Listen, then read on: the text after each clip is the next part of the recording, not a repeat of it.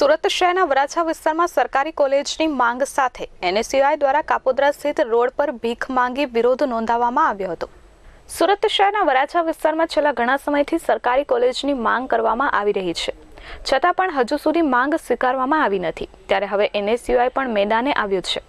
કાપોદ્રા સ્થિત એનએસયુઆઈ દ્વારા લોકો પાસે રોડ પર ભીખ માંગી વિરોધ નોંધાવવામાં આવ્યો હતો। પોલીસે વિરોધ નોંધાવી રહેલા એનએસયુઆઈના કેટલાક કાર્યકરોની અટકાયત કરી હતી।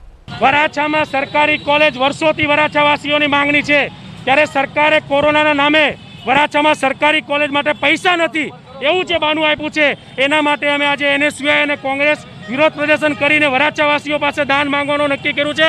કારણ કે આજે સુરતની અંદર 4 કરોડ કૂતરા પકડવા માટે 35 કરોડની ખીચડી ખવડાવવા માટે પૈસા છે, પણ વિદ્યાર્થી માટે એક સરકારી કોલેજ બનાવવા માટે પૈસા નથી। ત્યારે અમે વરાછાવાસીઓ વિદ્યાર્થીઓ માટે દાન માંગીને પણ વરાછાની અંદર સરકારી કોલેજ લઈને જંપીશું। આ સરકાર પાસે કૂતરા પકડવા માટે કરોડો રૂપિયા છે, ખીચડી ખવડાવવા માટે કરોડો રૂપિયા છે, પણ આ વિદ્યાર્થીઓ માટે એક સરકારી કોલેજ બનાવવા માટે પૈસા નથી। એનએસયુઆઈ આ વાતને વખોડી કાઢે છે, એટલે અમે સૌ લોકો પાસે કોમન મેન પાસે જઈને 1-1 રૂપિયો દાન ભેગો કરીને આ સરકારને મોકલીશું અને વરાછામાં એક સરકારી કોલેજ તમારે બનાવવી જ પડશે।